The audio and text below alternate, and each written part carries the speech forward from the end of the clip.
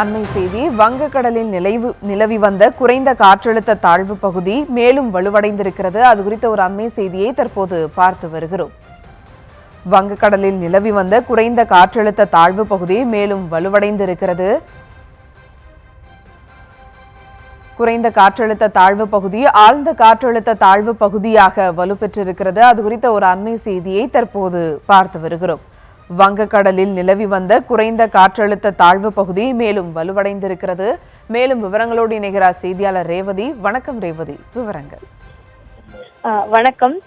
தென்கிழக்கு வங்கக்கடல் மற்றும் அதனை ஒட்டிய இந்திய பெருங்கடல் பகுதியில் நிலவிய குறைந்த காற்றழுத்த தாழ்வு பகுதி இன்றைய தினம் காலை 5:30 மணி அளவில் ஆழ்ந்த காற்றழுத்த தாழ்வு பகுதியாக வலுப்பெற்றிருப்பதாக வானிலை ஆய்வு மையம் தெரிவித்திருக்கிறது. இது தொடர்ந்து அடுத்த 48 மணி நேரத்தில் மேற்கு வடமேற்கு திசையில் நகர்ந்து தென்மேற்கு வங்கக்கடல் மற்றும் அதனை ஒட்டிய இந்திய பெருங்கடல் பகுதியை நோக்கி நகரக்கூடும் என இந்திய வானிலை ஆய்வு மையம் தரப்பில் தெரிவிக்கப்பட்டிருக்கிறது. ஏற்கனவே வடகிழக்கு பருவமழையை பொறுத்தவரை தமிழகத்தில் பெய்து முடித்துவிட்டது என்றும் இனி அது பெரிய அளவில் இருக்காது என வானிலை ஆய்வு மையம் வட்டாரங்கள் தரப்பில் தெரிவிக்கப்பட்ட நிலையில் தற்பொழுது மீண்டும் ஒரு காற்று சுழற்சி உருவாகி அது காற்றழுத்த தாழ்வு பகுதியாகவும் மாறி தற்பொழுது ஆழ்ந்த காற்றழுத்த தாழ்வு பகுதியாக மாறி இருக்கிறது. ஏற்கனவே வானிலை ஆய்வு மையம் தரப்பில் பூமத்திய ரேகையை ஒட்டிய தெற்கு வங்கக்கடலின் மத்திய பகுதிகளின் மேல் வளிமண்டல மேலடுக்கு சுழற்சி நிலவுவதாகவும் தெரிவிக்கப்பட்டிருந்தது.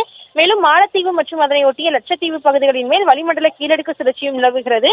இதன் காரணமாக ஒரு சில இடங்களில் வறண்ட வானிலை நிலவுமாக தெரிவிக்கப்பட்ட நிலையிலும் கூட இன்று 7ஆம் தேதிக்கு பிறகாக கடலோர தமிழகத்தில் ஓரிரு இடங்களிலும் புதுவை காரைக்கால் பகுதிகளிலும் லேசானது முதல் மிதமான மழைக்கும் வட தமிழக பகுதிகளில் மழைக்கான வாய்ப்பும் அதிகம் இருப்பதாக வானிலை ஆய்வு மையம் தரப்பிலும் ஏற்கனவே தெரிவிக்கப்பட்டிருக்கிறது. அந்த அடிப்படையில் இன்றைய சூழலை பொறுத்தவரை தென்கிழக்கு வங்கக்கடல் மற்றும் அதனை ஒட்டிய இந்திய பெருங்கடல் பகுதியில் குறைந்த காற்றழுத்த தாழ்வு பகுதி தற்பொழுது வலுப்பெற்று ஆழ்ந்த காற்றழுத்த தாழ்வு பகுதியாக மாறியிருக்கிறது.